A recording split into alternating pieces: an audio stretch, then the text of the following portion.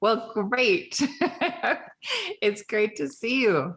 How are Good you this morning. morning? I'm still a little fuzzy. I've been enjoying summer here in Seattle. We've had, it's nothing for you guys, but we've had a series of, let's say, 690 plus degree days in a row, which is a record, Yeah. historical record for Seattle. Wow. And so people are suffering because I think only about 46% of all humans in Seattle have air conditioning. I remember that when I lived in San Francisco as well. Like you have a swamp cooler, maybe, but you just open the windows to cool things down in the summer. Yeah, exactly.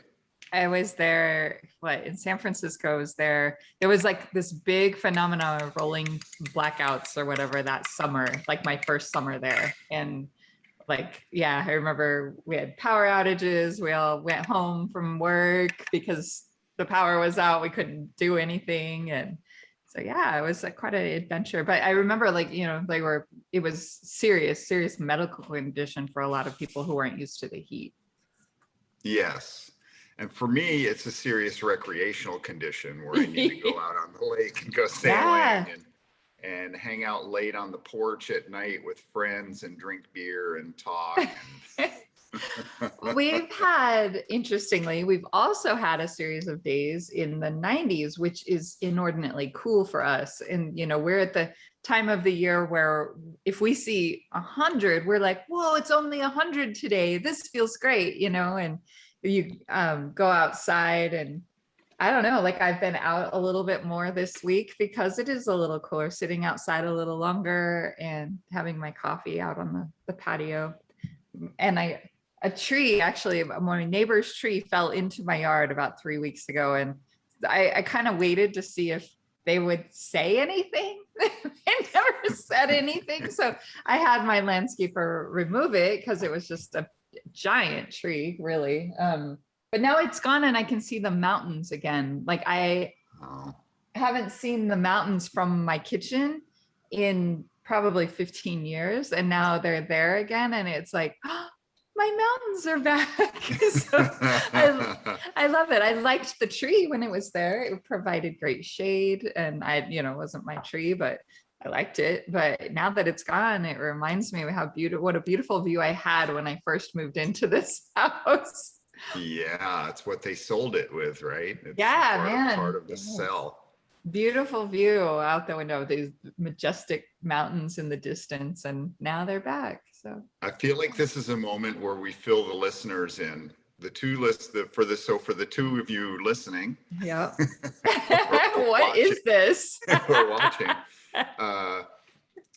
This is the Unconstrained podcast, and Jamie lives in Las Vegas, and Stefan, I live in Seattle. So my view is skyscrapers and glass. And the noises I hear in the morning are seagulls. That's pretty awesome. Yeah. That's pretty awesome. It is. My view is usually the tippy top of other cookie cutter houses, and now the mountains rather than my neighbor's tree. Nice. I think that's a great segue into perspective, right? You've just improved your perspective, literally. Yeah. You can now see way further. Like your horizon has been exponentially increased.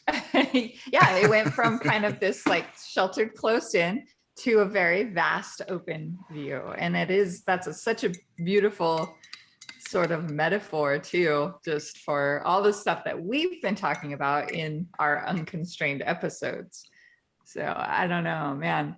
I love that we can walk into this with no plan and somehow here we are. Just pull it out of our ass. Somehow here we are. There's an amazing for us. Theme in perspective, I think, to kind of, I actually, something that popped into my head just this morning. I was like, I wonder, because I feel like I talked about it a little bit last week about how I feel the change, the shift in things since we started these conversations. And I was wondering if you have felt that too. Well, definitely, it's a big celebration that we are even embracing change, right? I think this is the obvious celebration and exchange of goodwill that keeps pushing it forward, right? It's an acknowledgement every day that we have this opportunity, that life is really every single day, life is changing. So I don't know what we're going to talk about, but I can feel the anticipation. Even on Monday night, I can feel the anticipation of, wow, we're going to talk about some things. Yeah. And it's going to be expansive in some way, right? Even just you starting off talking about clearing the tree. Now all the people in the world who are going to be mad about that tree getting cut down. Well, for what it's worth, the tree broke into my yard. So, oh, yeah. So there we have it. It was dying. It's not going to live. But yeah. So we're going to have to find other ways to sequester carbon. Yep. Plant some more trees somewhere else that don't impede your view. There are some beautiful trees still around too. And I don't know. Yeah, I like my backyard. I'm really enjoying my backyard. The girls started painting the back cinder block wall with like, Sophia was like, let's make it like a magical garden. And so we painted, it's like purple and pink and blue. And she painted some giant mushrooms, like Alice in Wonderland kind of thing. And it's really cute. We have an adorable little wall now. It's like a little magical fairy garden back there. But I love that too. I mean, talking about perspective is just how even something like that, this splash of color changed this wall. I've been in this house for 20 years this month. And, I've never changed the cinder block wall. I've changed the landscaping in the backyard. A few times it's kind of evolved and grown and flourished, and things die and you replace them. And, but like painting the wall made a complete difference. It's like a brand new backyard, and there's another perspective shift. Yeah. And also you are engaging your kids in creative activity, right? You're actually asking them to generate initiative to do something. And it's a volunteer army, basically. You have a volunteer army of young creatives at your disposal. Which is awesome when they're into it, because we're with one. I have a 17-year-old and a 13-year-old, and 17 is all about it right now, but the 13, not so much. Like, kind of like, no, I don't want to do that. I'd rather be in my room. Yeah. Well, at some point, the 13-year-old will realize that it's her life to create. And with my 31-year-old, I had that conversation with her at 17, or let's say 16, where most of her high school, I can't really call it a career, but most of her time in high school was spent subverting herself. Yeah. Right? Because the system isn't really fun. High school isn't fun, especially for somebody who's creative or sensitive. Yeah. Because you're being asked to just do crap. Yeah. And so it feels so time wasting to me. Yes. Yeah. And so the discussion with my daughter this is your life to create. It's not my, I love that. Yeah. It is not my, it's not my world to prescribe to you, right? Yeah. I can't prescribe what you're going to be interested in, but I will tell you that life will be a lot easier if you find some things that you're interested in and you put some energy into it, because otherwise the life will give you whatever happens, whatever dirty laundry happens to be laying around.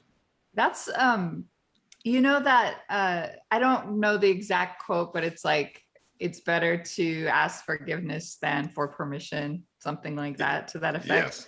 And I've always notice that too. Like, so even in like your traditional work environment, right? Like if you wait to be told what to do, you will be told what to do. But if you know intrinsically and instinctually that you need to do something, don't ask permission, just do the thing. Like maybe do it on your own time, or do that, like, you know, and I'm saying with good judgment and good reason, but like, I don't know. I've run into more, you know, most of the time, if you're going to be like, oh, I have this idea, I think we should do this, you're going to get shut down more times than not. But if you do the thing you're asked to be, you know, to have done, but then also do the thing that you think needs to be done in parallel, and then present both, more often than not, if you've put in that extra work to define what you want, it works out. And it either works out in a way that like they're like, whoa, this is great, or not right now, but yes. Or it's like, no, this is not aligned with where we're going. You wasted time. Then it kind of lets you go, well, maybe there's more to this and I need to go in a different direction. So I don't know, that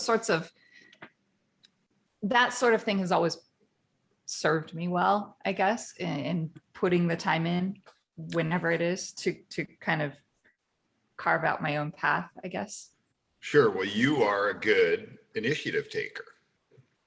Initiative isn't something that is really taught in school, at least in public school. No, I feel like you're taught more about conforming and following in line and Yes. not rocking the boat. And no. Yeah. So that's the tough part for our kids, is that they somehow, we need to show them that school may not be the path. Yeah. And it's not necessarily going to bring them joy, but they have to take initiative to find whatever joy is available around them. And that's challenging. And create it sometimes. Yeah. Yes. And sometimes create it out of whatever you can find. The twigs and sticks in the backyard, you create your own joy in your own environment. That's exactly in as it. much as you can. We've had a discussion about sending the kids outside to the, twigs and sticks, right? Yeah.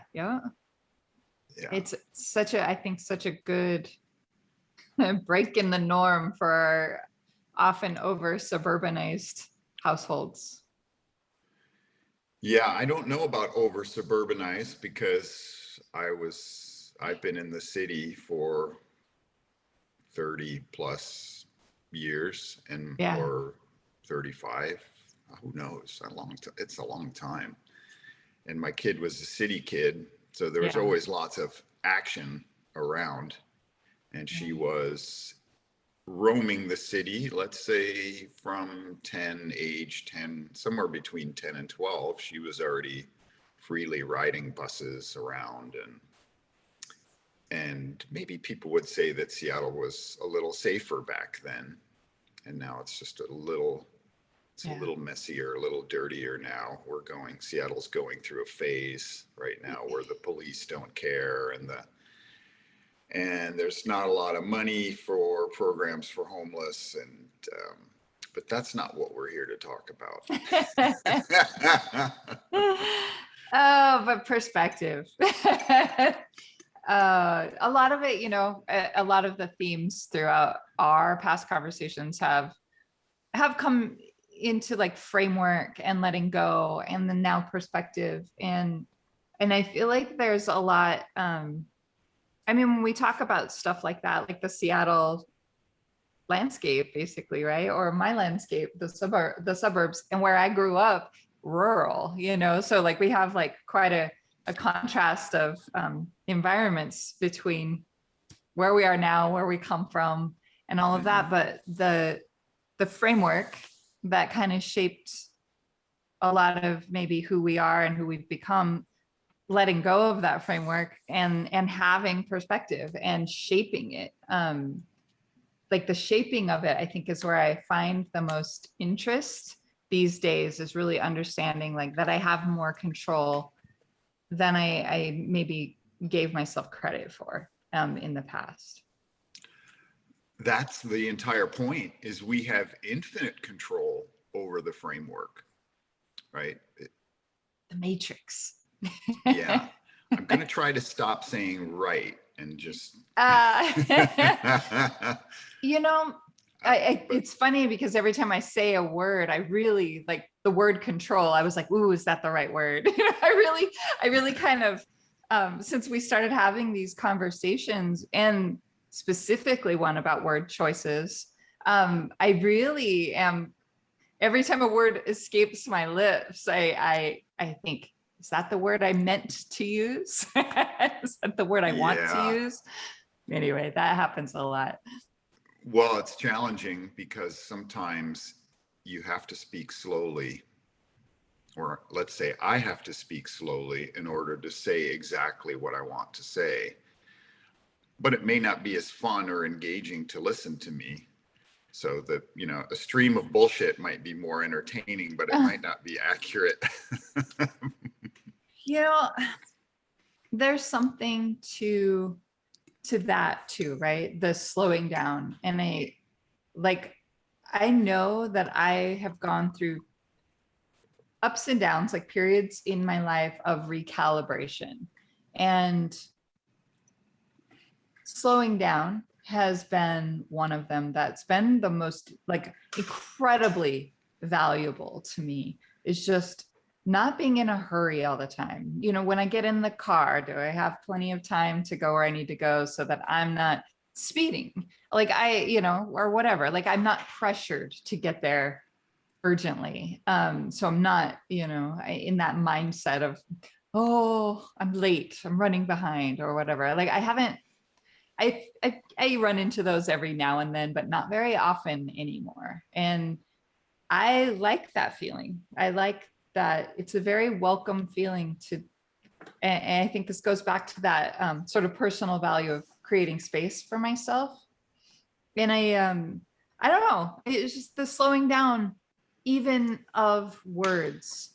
And that's one that I haven't quite crossed into yet. Like I feel like that's, maybe that's next on my things to really process and consider, is the slowing down and consideration of the words that come out of my mouth, the recalibration of communication.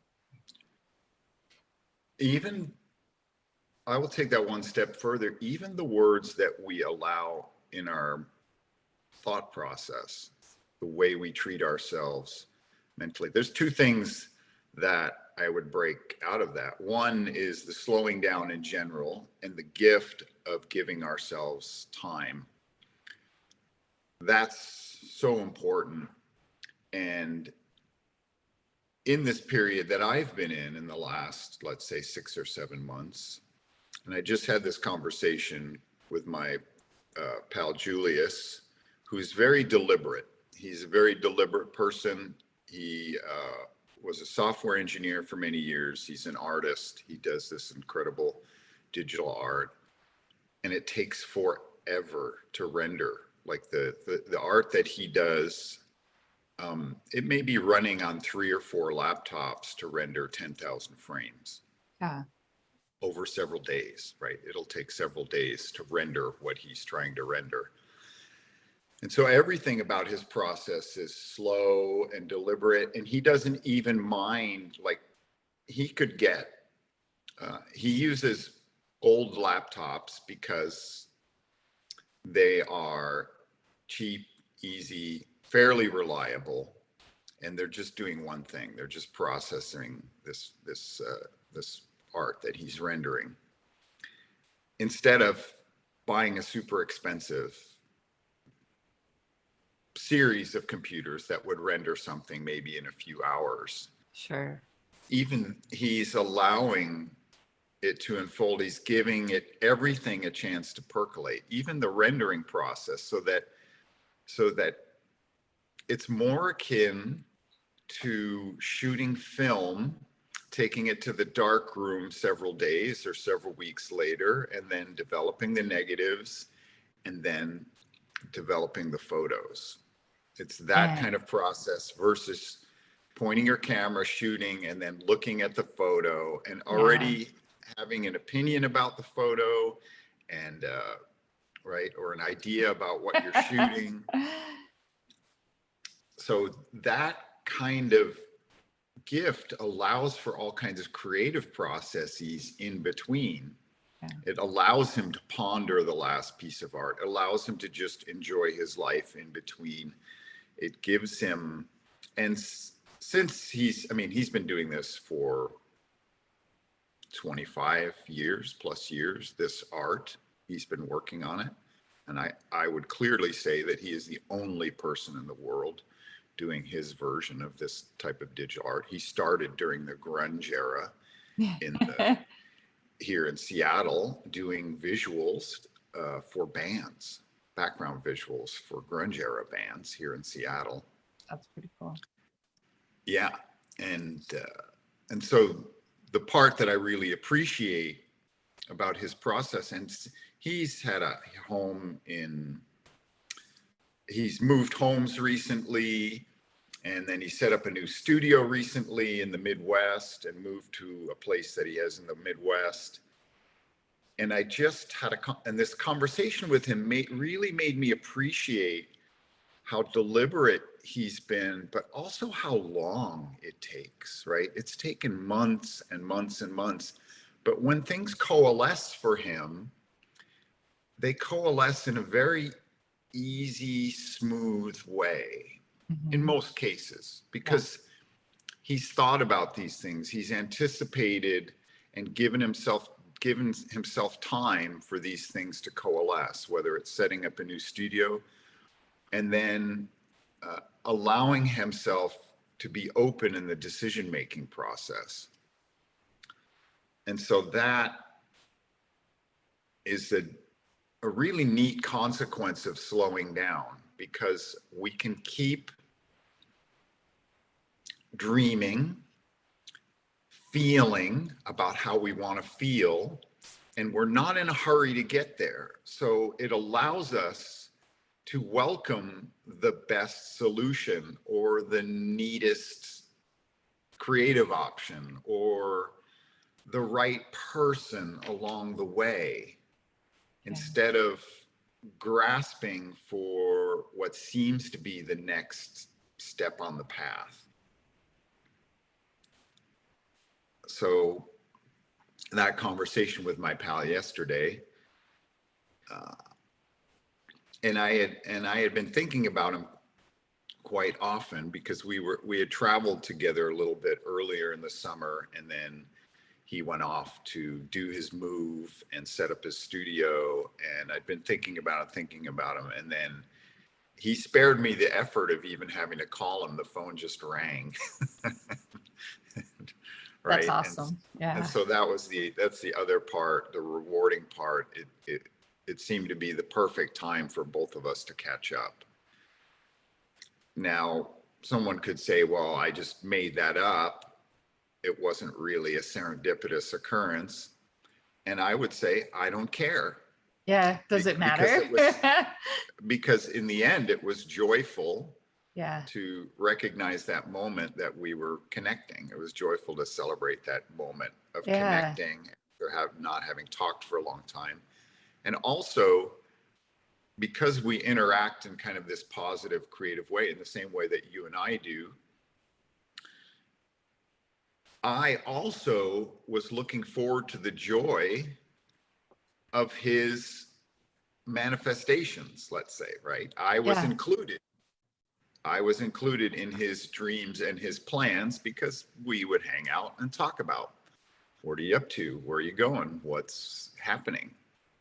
And so I get to celebrate those things as well, because also we gave ourselves the time to discuss these things, to mull them over, to enjoy the conscious creation or painting these pictures in the future, and then letting them go, right? Then there's stuff to do in between.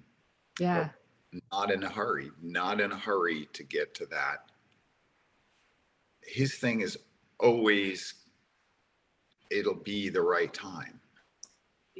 And I think that's what I've found also. I mean, there are times when I feel that sense of urgency, and it has to be sort of a conscious effort to let go of that sense of urgency. I think we're, as a society, often kind of programmatically like, you got to get there, you got to be in a hurry, you got to like frantic. And I haven't buzzed around like that in a very long time. And I'm so okay with that.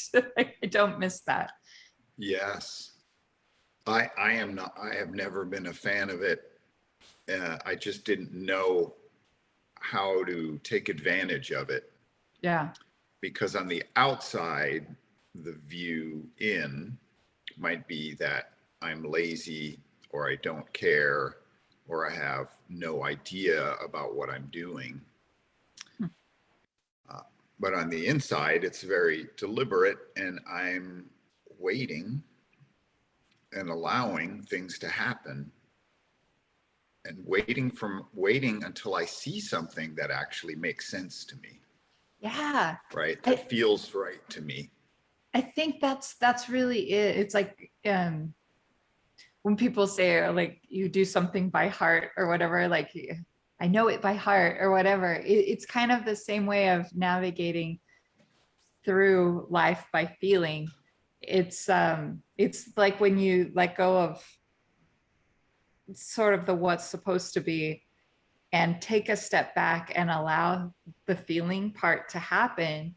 It is, it's almost like somehow I feel like I already know where I'm supposed to go and what I'm supposed to do, yet I'm not fully conscious of it, if that makes sense. I feel like that sounds really out there, but that's how it feels to me. Well, the thing is, to be fully conscious of it means that it's realized,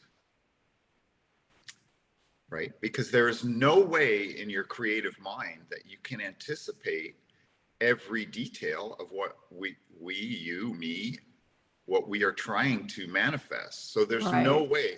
So the only way to be fully conscious of it is to be in the moment with its full manifestation, right? I said right again, but I may not be right. No, I So understand. so that's something I guess I'm putting out to consider, is to be fully conscious of anything is just to be in the moment. So there's no way we can anticipate our path to whatever we are manifesting. It just, because there's a million ways to get there. Now Right. we might know, you know, in the moment, we might know that we were on the path or off the path. But the way we know that is by feeling, not because we have checked something off of our perfect painting manifesting list. Because what you're doing, or what we are doing as we try to move forward creatively in life, is we paint a picture, or we have a feeling about how we want to feel in the future. And then we navigate our way there. But if we spent all of our time trying to paint the picture of every single detail in the future, we would never be in the moment. We would That's never true. we would never be here enjoying this moment, enjoying each other's company, enjoying the people around us and the things we have already manifest. So I the think, go ahead. Sorry. well, so I believe the trick is to be in this vibrational mode where we are in a place of the most joy, the most clarity, being in the moment, so that when something comes in that might be on the path, we can feel it, that it resonates with us, that we are open enough and clear enough and not too busy trying to define every corner Yeah. and every angle of what we want to manifest, but that we are just so present and so aware that when any little nugget on our path shows up, we can feel it. Yeah. It's not about feeling or bringing it into consciousness, because the only way to bring it into consciousness is to be there in the Yeah. moment. It's such an interesting, I think what comes up for me when we talk about this is that sort of, I don't know if it's oscillation between the manifesting and that like having an idea of what you want to put out energetically, you know, in a forecasting sense, maybe, but while also being just really existing and feeling the space of this moment, creating space to exist in this moment, but then also like being aware enough to send out the signals that you want to, or, you know, be open to receive the signals that you really want to welcome, the types of signals, I guess, if that makes sense. So without over defining, right? There's a freedom about it. And like what comes in, you don't necessarily pick or overly define, but when it comes in, you kind of analyze it. You go, oh, okay. What does this feel like? Do I want to keep this in or let it move along? You know, I don't know. That's it's fascinating to me. I guess it creates a lot of visuals for me. And I don't know that I had anything solid to say about that other than I see this sort of, or I feel that sort of oscillation between, you know, here's kind of what I want to welcome into my life. Like, here's what I want more of. Here's what I feel right now that's good, and I want to bring more of that in. So, you know, there's a forecasting in some regard to that, but I haven't really overanalyzed it yet. You have like the goals aspect, right? And the more specific you are about a goal, like I've always heard this, the more specific you are about a goal, the easier it is to bring it into your life. So sometimes it is like, you know, something I've always kind of practiced actually is like your five senses and like, you know, what does it look like? What does it sound like? What does it taste like? What does it smell like? What does it feel like? And asking myself, you know, in what I want in my life, how does it look, touch, you know, sound? Like I try to give it a definition to some degree, in order to like get to the place that I want to be. But maybe now that I'm at a certain point in my life, like now it's more about letting go and not overly defining things, interestingly. Well, Do I make any sense today? yeah, absolutely. No, it makes lots of sense. I would agree that a great manifesting trick that we all have access to is to engage all the senses, right? And to speak about things in the different senses. It smells like this, it tastes like this, it feels like this. I would say proprioceptively, it feels like this. So Right. there's the feeling, there's the proprioceptive part, and then there is the emotional feeling.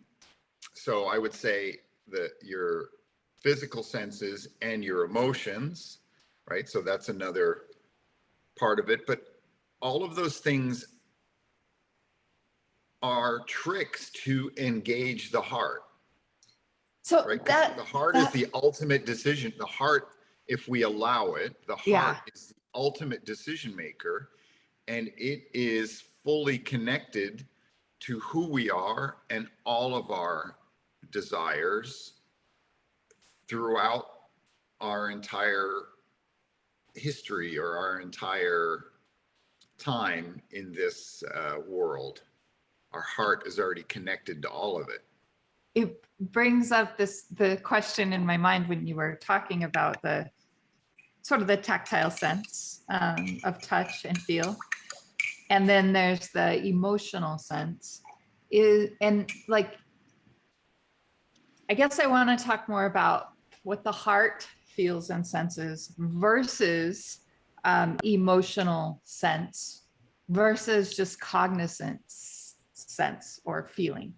And are those three separate things? And like, I'll set the tactile sense aside for the moment, are there three other, I mean, are those three separate things, or is emotional feeling and sort of like a cognizant feeling and the heart, are those separate things? Well, if if we're talking about cognizance, that's just the lens or the framework through which we let the information in. Oh, that's interesting. Yeah, I hadn't That really would, thought of it that way. to me, and then we have our mind, and then our mind is the way we process that information that comes in. But when we are cognizant, we are,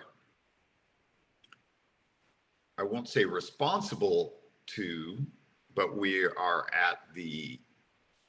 maybe at the mercy of our framework, Sure. unless we are in a really free state and we are allowing the information to just come in without a framework, right? It is a conscious decision to let it come in and then just feel it versus letting it come in and then processing it. And if we don't like what we feel, or if we don't like what we're processing, then it is just a mental trick to take something else in, right? Then that's mental discipline.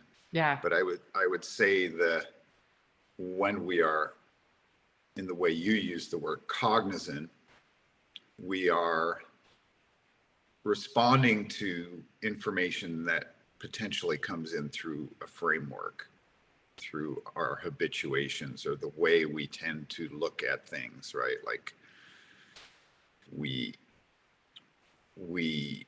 the obvious, simple things, the way we look at certain people, the way they're dressed, or the way we look at certain business situations, or the way we process anything that we're, driving down the freeway, somebody makes a certain move, right? We could be cognizant, but when that person does that move, if we aren't fully open or aware or free, then what comes in gets pushed through the framework first, and then somebody cuts us off, and instead of just responding in a casual way and breaking and slowing down and getting away from that person, we might respond, "What an idiot," right? And then all of a sudden that energy from that person has had a negative effect on us. And so I'm probably at the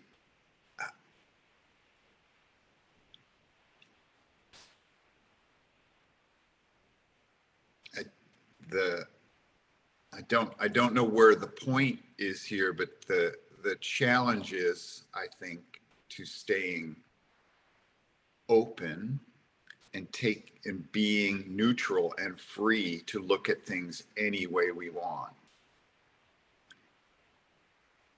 And even the things that we really care about or want to manifest, if we can let those go, because they're still in our heart, but if we can let those go from our framework, then we are really more free to feel whether or not we're on the path to those things. And we don't even know. That's the other thing. There's no way for us to know all of the creative things that are still in us. Right. Right. There's no way to know.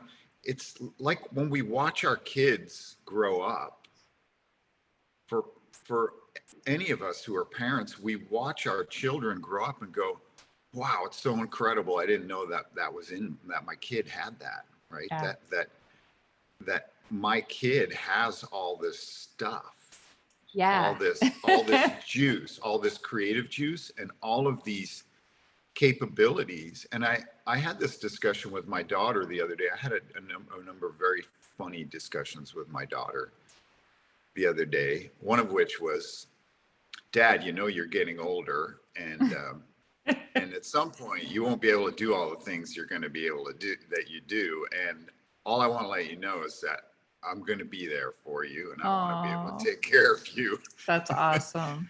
And I'm like, that's very sweet, Cato, but I'm not ready to be thinking about my demise. Yeah, not yet, right? Like it's funny because at 30, how I don't know how 60 looks in your 30s versus your 40s versus your 50s. I mean, it's Yeah. like it's not that old at a certain point. You're like, we're not that Well, old yet. I'm not interested Yeah, in that mode of thinking, and I know I will be okay yeah, because I have people like my daughter in my yeah, life. The other that was the mostly funny part of the conversation with her, but the other part of the conversation with her, and then this is about all of the things that are in us and how frameworks limit us, is my daughter had incredible psychic abilities when she was young and had experiences with her grandmother who had passed away on her mom's side, and her grandmother was bugging her, right? And Kate could have these interactions. She didn't even know it was her grandmother initially, but then figured it out, and then figured out a way to send grandma back when she came. But at that point, it was so annoying to her to have to deal with this extra complexity in her life, this extra sensory complexity, that she decided to put that away. And now, as an adult, that capability would be very useful. Yet some part of her still doesn't like it yeah, because of that bad experience. And so the trick for her will be to allow it and create a new framework that says, I can use this to my advantage. I can allow this information. This is just information, and it would be useful for me. It might be useful or it might not, but it's just information, and I can allow it. And it's another way to help me feel my way through life, right? To navigate yeah, my way through life. And the point of all that is that we have so many capabilities which we may not even know that we have dampened or not allowed or let go of, just to be safe when we were younger, or through shock or through some trauma, that we have let go of them. And so how do we regain this purity of self? How do we come back to our full, creative, powerful self that has all of these capabilities, many of which we don't even recognize anymore because of a conscious decision, or just by default because no one ever helped catalyze those skills or abilities in us when it's we were. like societal framework often, like yeah, Yes. like what we were talking about earlier, the process of school. I mean, just I mean, in its simplest form, I remember the first time feeling sort of crushed about school when Sophia, my oldest, was in kindergarten. I had my first parent teacher conference, and they told me, I just remember, like, I didn't respond to it in that moment, but I remember how I felt, and I remember that I've always just kind of went, but the teacher told me that she needed work on, like, when they had them draw a house and the ground, and like they had them draw things, and apparently it's supposed to give them a sense of how your child is developing, but my kid didn't put the house on the ground. And she was telling me how, like, she's like, she could use some work on understanding that the house sits on the ground.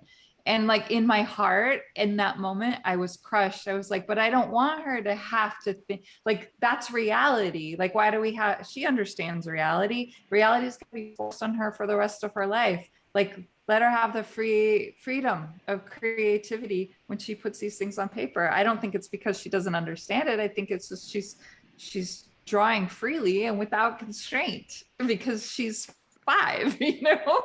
And I mean, that's one of the most beautiful things about like kid artwork.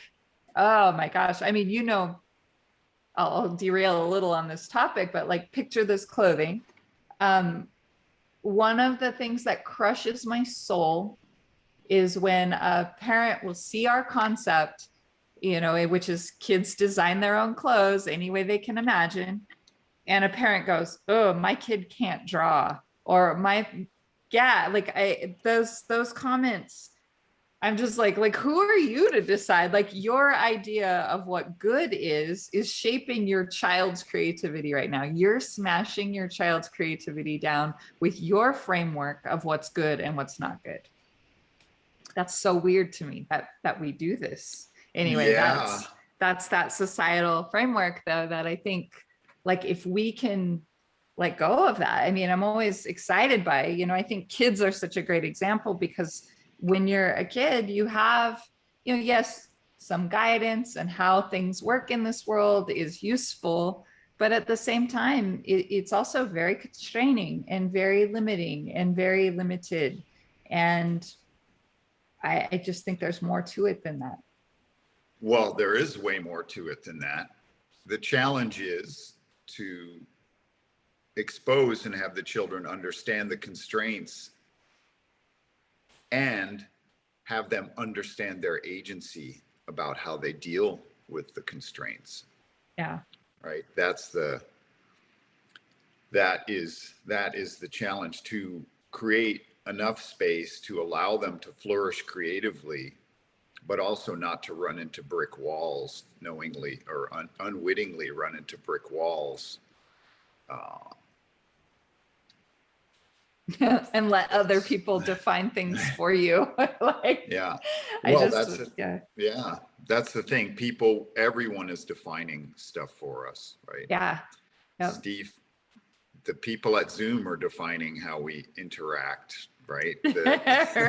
Right now. Steve Jobs defined how we interact, how we, spend a good portion of our day. You know, The, those, yet, those, but yes, we still have agency about how we use those things that are manifest in our world. we do. And I mean, speaking of Steve Jobs, though, he's like one of my most favorite quotes in all the world is one of his interviews with like the Santa Cruz college. He said, you know, like we're taught that life is like you grow up, you get a job, you know, you try not to bash into the walls too much. And then he says that that's a very limited life, and that if you poke life, something will happen. If you poke it, you know, like, so make a practice. And once you discover that you can change things, that you can poke it and change it, you'll never be the same. And you know, it's not an exact quote. Google Steve Jobs poke life and you'll find it on YouTube. There's a great video, and it's just such a very eloquently spoken thing about, you know, yeah, there's a framework, sure, but yeah, you don't have to subscribe to that. You can change things. You can make a difference in your life and into the bigger sphere, you know? Yeah, well, if we think of the framework as a three-dimensional jungle gym, Mm-hmm. you can climb the jungle gym and go to all the apexes Yep. of where the joints are in the jungle gym and just play around on that framework. But the jungle gym sits in a much larger playground, in a much larger place in a city or a country town, Yeah. and it sits in a state, in a country, on a planet, in a universe. And there are all these different places to operate, Yeah. right? That there are all of these different places. You can stand in the middle of the jungle gym on the ground staring up into the sky, right? You can stare on the edge of the playground staring through the jungle gym and watching the kids just playing on the jungle gym. You can run off to another park and play on the swing set. Yep. Right? There are infinite ways to operate,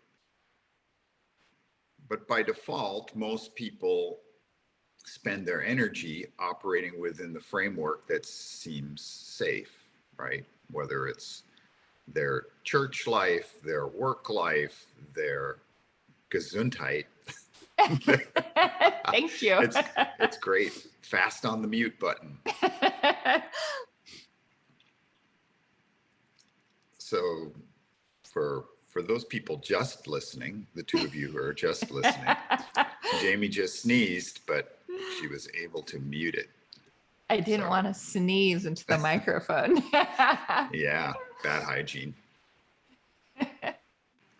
So that's the thing about frameworks will always be limited, because it's like it is exactly as we are on a microscopic, on an atomic scale, right? There is more space in our being. There's more dark matter in the universe. There is more empty than there is anything else. And so there are cosmic particles blasting through us.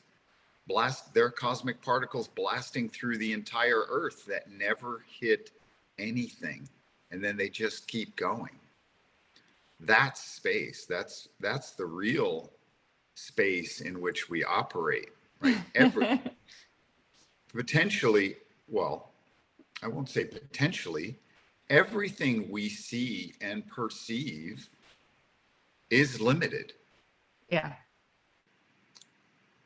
Because most of what we see and perceive is not most of what's really there or not there in the universe. The great amount of space, I mean, I can't remember how many episodes ago we were talking about the flatworm, the replicating flatworm.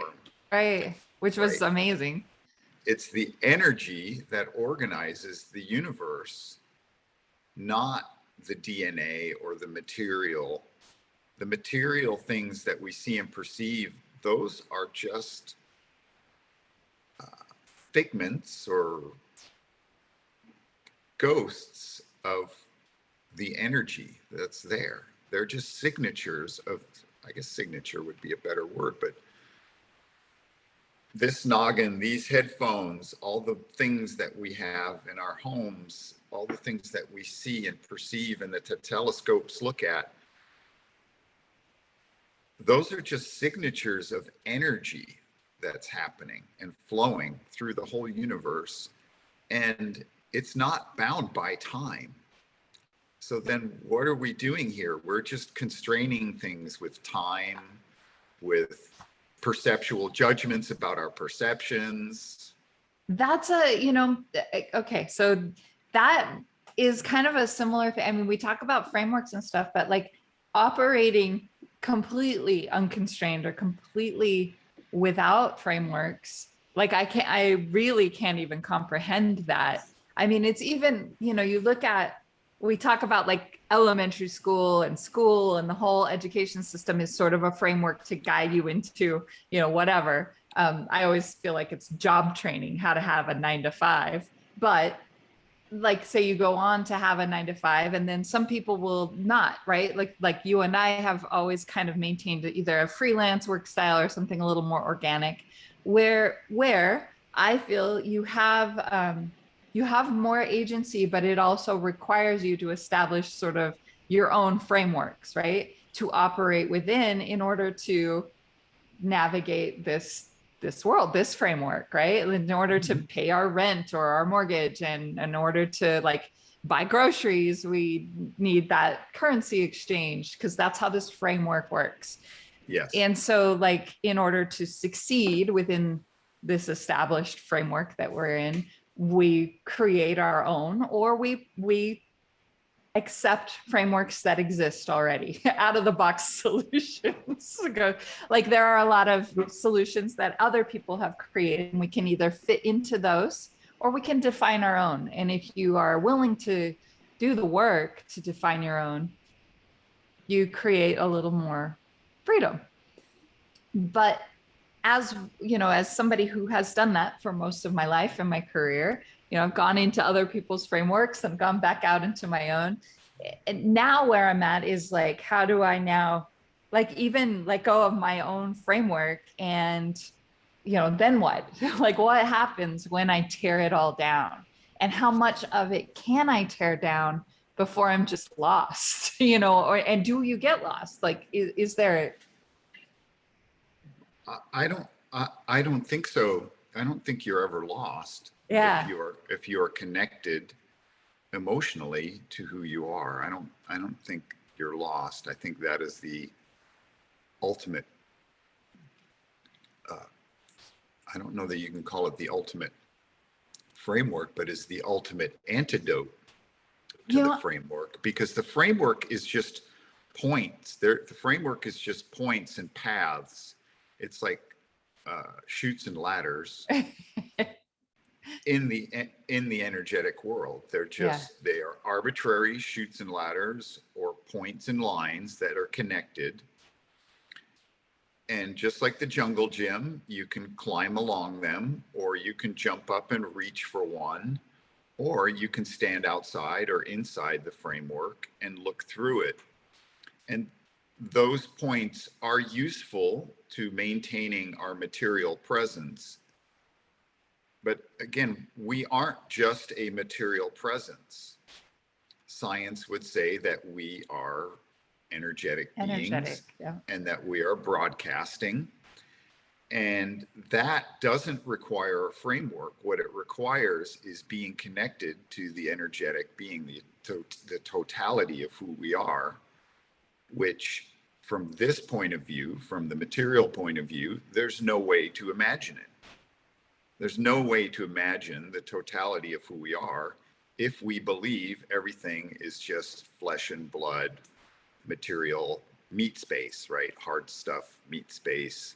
Yeah. Because science would say that most of what we call meat space is really empty space, right? It just is a bunch of holes with little things that we have chosen to perceive. And Carlos Castaneda would say the reality is a giant spectrum, yet we only assemble a tiny, minuscule portion of this spectrum. So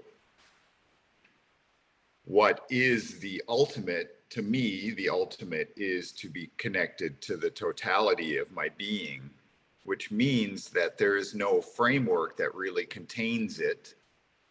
And I can choose to, there are many points of the framework that are beneficial to me maintaining my material presence, my physical meat space presence, to use the William Gibson term, right, from whichever great William Gibson book that was, with meat space and cyberspace. But my meat space presence, there are many frameworks that will support that. And I already know how to operate within that. I know the grocery stores I need to go to. I know where to get fuel for my car. I know how to earn money. But there is so much more. So how do I make that part of my life simple and easy and slow it down so that it doesn't take up so much mental space? It doesn't take up so much of my consciousness, because a lot of that is planning. A lot of that is refining frameworks. But once those frameworks have been refined, then those things become unconscious, right? I don't need to spend energy on them. There are many ways to get to the grocery store, and there are many things that I can eat. And so then I have the totality of the universe at my disposal. And how do I connect to that? I connect to that through my heart, how things feel, right? who is this new person that I've just met? Can I be open? Can I see through my normal judgments and really understand, why is this new person in my life? Why is this new business opportunity in my life? I don't even need to figure out why. Why, I guess, is the wrong question. It's like, the question is how does it feel? Does it Yeah. feel better? Does it feel better? And if I'm really feeling good most of the time, if I have slowed my life down and let go of so many non-beneficial frameworks, and if I'm already feeling really good and my radar is really well tuned to things that are good and healthy and creatively catalytic for me, if I'm already at that place, then my ability to feel and the bar for what is next is really high. It's amazingly high, right? Yeah. It's not just mundane, oh, I'll take this job. It's like, Right. doesn't even feel close to what I'm feeling just now in my everyday. And so, do I need to do that? Yeah. Do I really need to do that? Do I really need to engage with that person if it doesn't feel up here? Yeah. Maybe, maybe not. But the bar keeps getting set higher and higher. And then I keep meeting people and putting myself in circumstances that feed that. It just naturally feeds that. Yeah. That's really been an interesting one too for me. Is just I'm navigating, yeah, I think we talked about it last week, a potential new opportunity navigating by feeling. And it's like with anything, there's a series of meeting people and kind of, seeing how that feels. And yeah, I don't know, like so far, like with every person I meet or talk to, I get a little more excited, and that feels good. And I keep, kind of taking a minute to feel, I guess, is what I'm doing along the way, and kind of, kind of checking in with myself and saying, am I getting excited? And why am I getting excited? What is it about this that's exciting? Um, yeah, I don't know. I keep kind of checking in with myself on that. And so far, so good. And I feel like that's kind of it, is like how I've sort of always done things. You just go with it until it doesn't align anymore. Right. And so like, that's where I'm at right now with this too, is to just okay, well, let's just keep going until there's a reason not to, until there's a diverge point. And there's no definition or prescription on when that is, or when that will be, or whatever. And I don't know, I think I told you, like, the friend of mine who brought this opportunity into my life used the words, she's like, I don't want to clip your wings. And I'm like, well, I'm not going to let that happen. Like Yeah, that's an that's not your impossibility. choice. Yeah, exactly. It's like the if I feel like it's clipping my wings, I'll either not go with it, or I'll propose something that I feel is better, and either that works or it doesn't. And then again, I won't let that happen. I don't see that ever being a problem for me, is feeling like my wings are clipped. Because if I get into a situation where I feel like my wings are clipped, then I need to fly in the other direction. So, and I just know that, like, I've never felt, I don't know. It's funny going through years of coaching people too, people who have either burned out on their careers or felt a sense of dissatisfaction, or like their wings are clipped, or whatever. Um, a lot of people, it's really interesting, the things that keep people in a bad situation, in a situation they describe as bad, would be something like, oh, but the benefits are really good, or, and it's like I don't know how to hold myself back in that way because of that. Like, there are just, I'm sure I hold myself back in ways for different reasons, but like that was always one I couldn't understand, is like you can get your own benefits and then just earn enough to cover the cost. Like you just figure that piece out. I never wanted that to be a component that held me back, even as a, independent mom or whatever. I never wanted that to be an excuse that held me back. And so like identifying excuses to hold you back and then just clearing them out of the way. That's always kind of been an ongoing philosophy, I guess, for me, chipping away. Boy. Wow. Well, there's a lot there. Yeah, I was just going to say, I just opened a whole can of there. Again, for some people, there's fear in the work, right? No, people don't want the totality of the universe to be available to them. They want things to be safe. Yeah. They want things to be easy. But what most people are wanting to be easy is the material aspect of life. The great freedom that we have given ourselves is that we have a certain amount of material freedom, right? We have set up enough frameworks so that we can let go of the everyday basic material concerns. Yeah. Maybe not forever, but certainly right now, I feel free to pursue things and so that's a great gift. And so I don't want to waste it. Yep. I feel like that too. And it's like, it's like, okay, and I think that's part of it though, is feeling your way through it.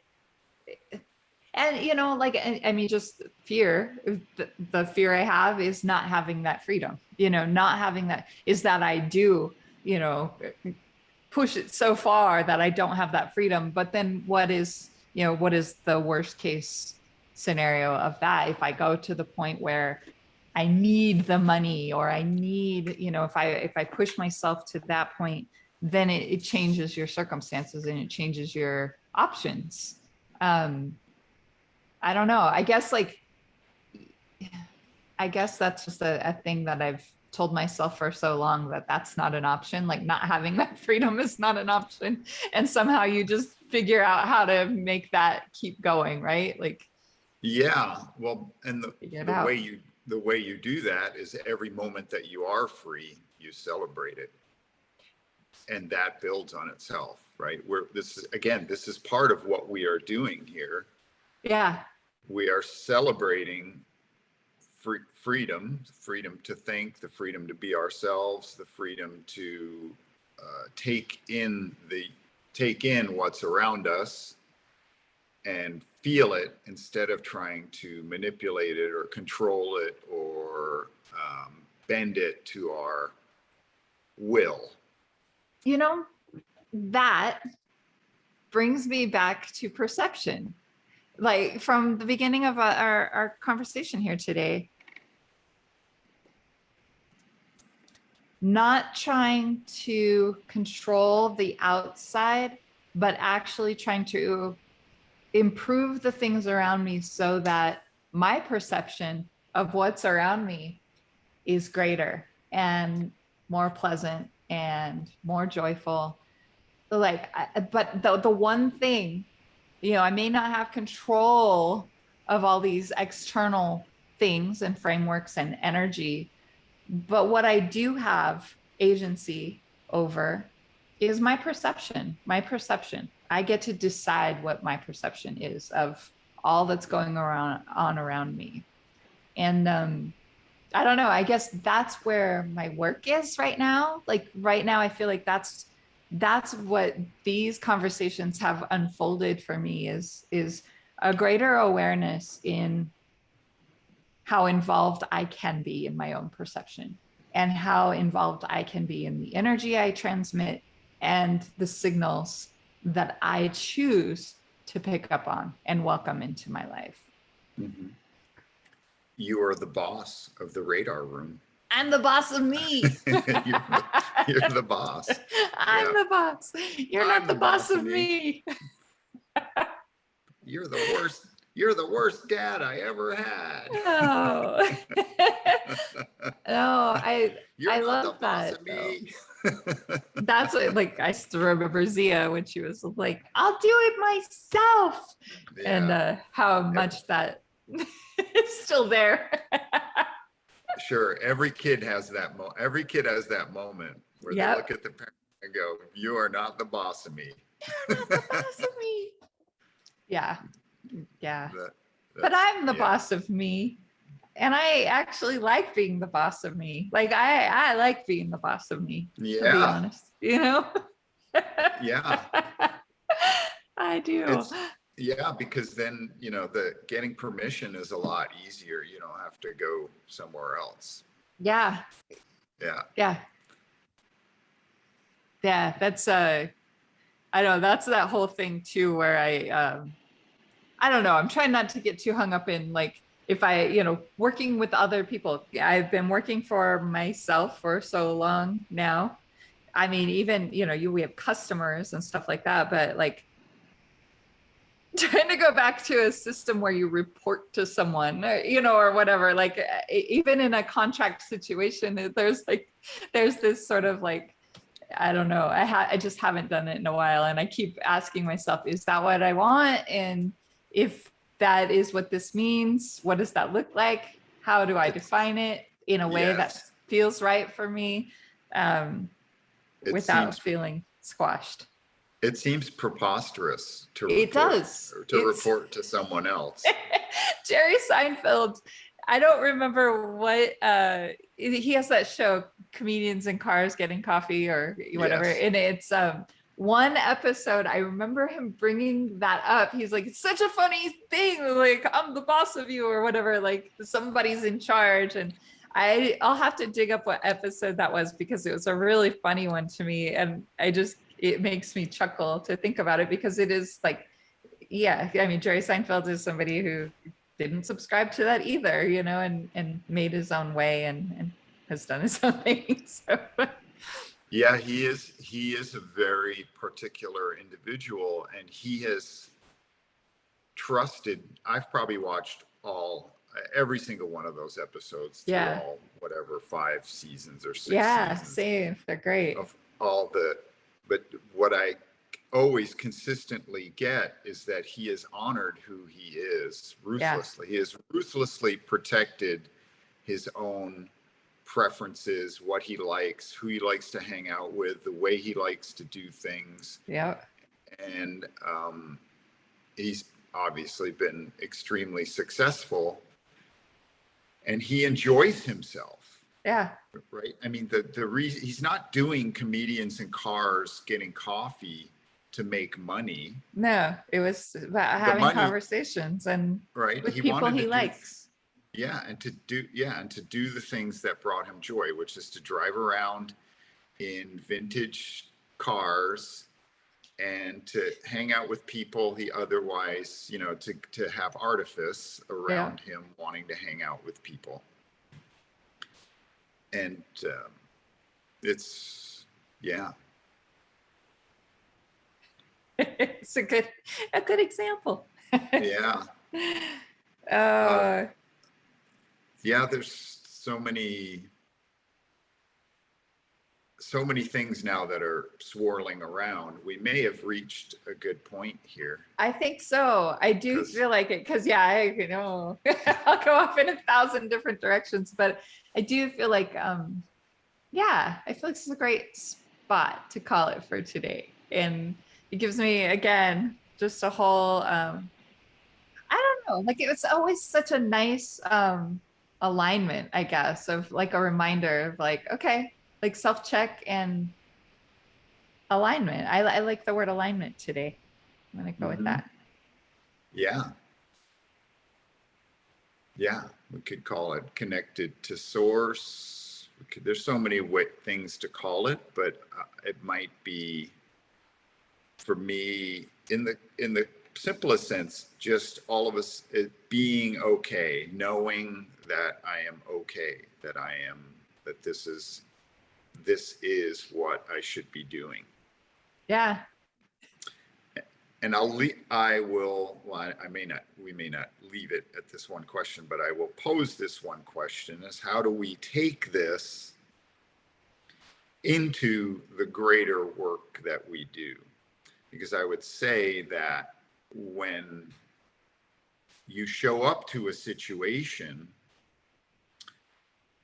in the state where you feel good and you feel whole and you feel connected and you feel aligned, or I feel connected, I feel aligned, I would propose that it changes everything that you walk into, right? That other people recognize something is different. Other people respond differently. Yeah. Different doors open up. Different opportunities would be attracted to you. And so I will ask myself the question of, if I continue to put myself in this place that we are at here, which is very positive, very catalytic, very open, very connected or aligned with who we are, however we describe it,